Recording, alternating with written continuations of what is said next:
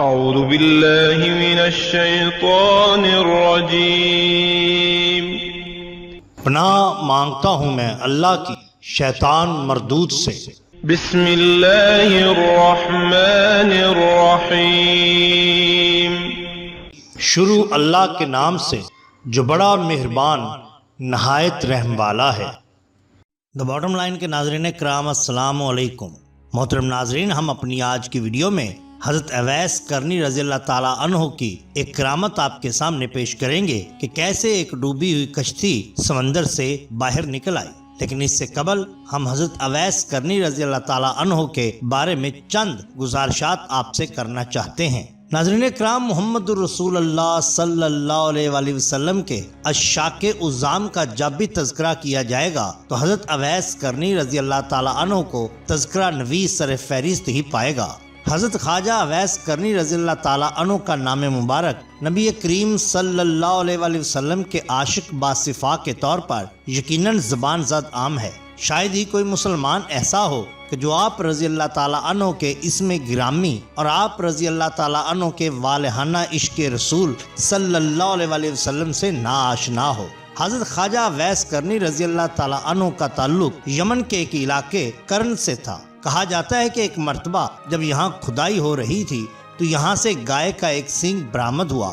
چونکہ زبان عربی میں سینگ کو کرن کہا جاتا ہے، اس لیے اس علاقہ یا گاؤں یا بستی کا نام کرن مشہور ہو گیا۔ اگرچہ یہ ایک گمنام سا علاقہ یا گاؤں تھا، مگر حضرت اویس کرنی رضی اللہ تعالیٰ عنہ کی ذات بابرکات کی وجہ سے اس کو لازوال شہرت حاصل ہو گئی۔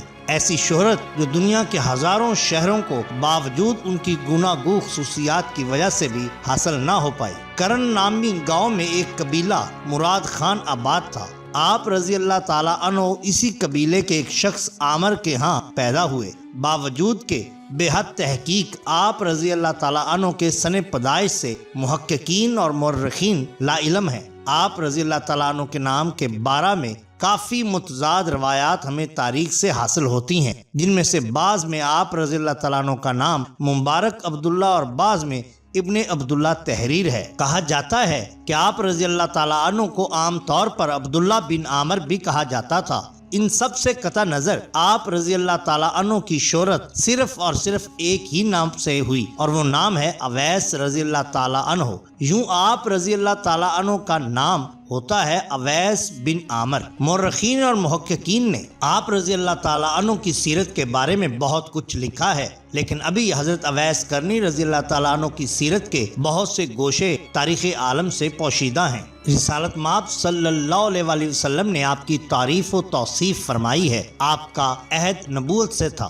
دو مواقع ایسے پیش آئے کہ آپ رضی اللہ تعالیٰ عنہ نبی کریم صلی اللہ علیہ وآلہ وسلم کی ملاقات اور زیارت سے مشرف نہ ہو سکے تھے۔ اولاً اس لیے کہ آپ کی والدہ بے حد ضعیف تھیں اور آپ کو شب و روز ان کی خدمت میں رہنا پڑتا تھا، اور ثانیاً اس لیے کہ آپ پر ہمہ وقت حالت و کیفیت طاری رہتی تھی۔ شتر بانی آپ کی وجہ معاش تھی، اس سے جو کچھ حاصل ہوتا تھا اس سے آپ اپنا اور اپنی والدہ کا گزر بسر کرتے تھے۔ آپ صلی اللہ علیہ وآلہ وسلم کے نادیدہ عاشق تھے اور آپ کو اپنے آقا سے بے حد عقیدت تھی۔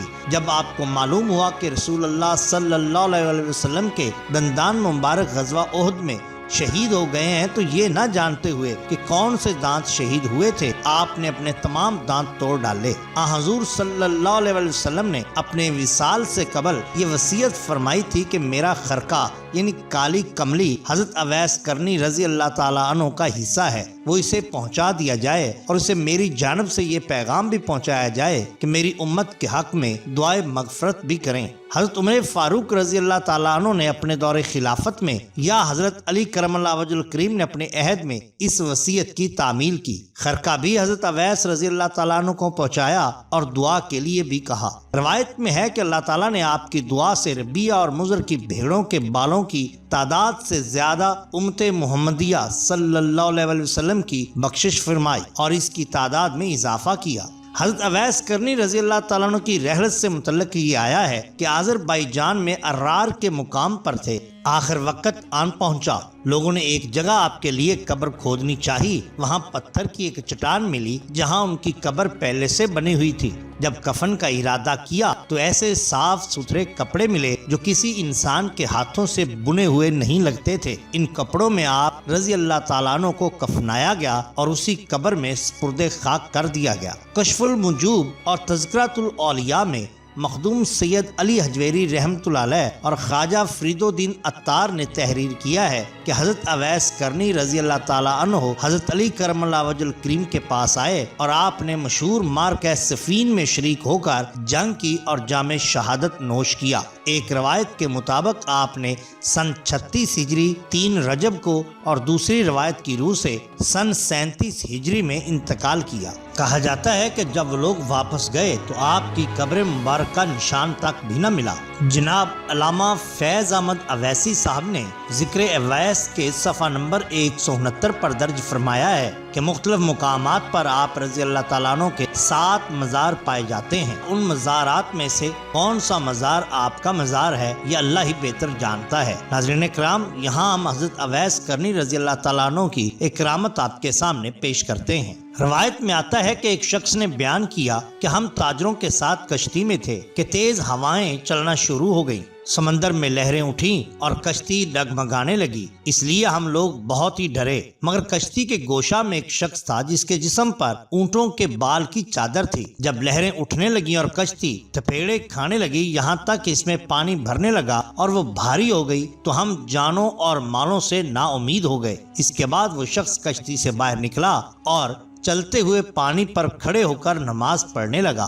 ہم نے اس سے کہا کہ اے اللہ کے ولی، ہماری مدد کرو اور ہمیں بچاؤ۔ اس نے ہماری طرف کچھ توجہ نہ کی۔ پھر ہم نے اس سے کہا کہ آپ کو اس ذات کی قسم جس نے آپ کو اپنی عبادت کی توفیق عطا فرمائی ہے، ہماری مدد کریے اور کشتی کو بچائیے۔ تو وہ ہماری طرف متوجہ ہوئے اور فرمایا کہ تمہارا کیا حال ہے، کیونکہ ہم کو جو مصیبت پہنچی تھی وہ ان سب سے بے خبر تھے۔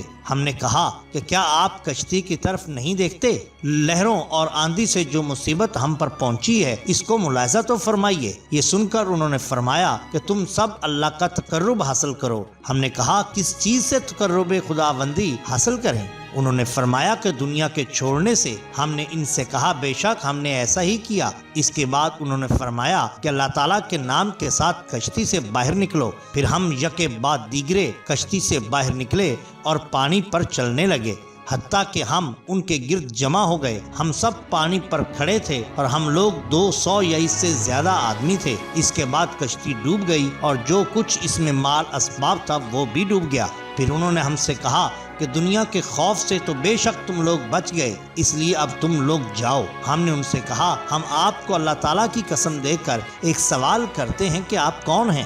اس کے جواب میں انہوں نے فرمایا میں اویس کرنی رضی اللہ تعالیٰ عنہ ہوں۔ ہم نے ان سے کہا کہ اس کشتی میں فقراء مدینہ کا مال تھا جن کو مصر سے ایک شخص نے ان کے لیے بھیجا تھا۔ پھر حضرت اویس کرنی رضی اللہ تعالیٰ عنہ نے فرمایا کہ اگر اللہ تعالیٰ تمہارا مال تم کو واپس کر دے تو تم لوگ ان کو فقرائے مدینہ پر تقسیم کرو گے؟ ہم نے وعدہ کیا کہ ہاں۔ اس کے بعد انہوں نے پانی کی سطح پر 2 رکعت نماز پڑھی، پھر آہستہ سے دعا کی تو وہ کشتی جو ڈوب چکی تھی ان تمام مال کو لے کر پانی کی سطح پر آہستہ آہستہ ظاہر ہونے لگی، یہاں تک کہ وہ پوری طور پر سمندر کی سطح پر آ گئی۔ پھر ہم لوگ اس کشتی پر سوار ہوئے اور حضرت اویس کرنی رضی اللہ تعالیٰ عنہ کہیں گم ہو گئے اور ہم مدینہ منورہ پہنچ کر اپنے مالوں کو اپنے اور اہل مدینہ کے درمیان تقسیم کر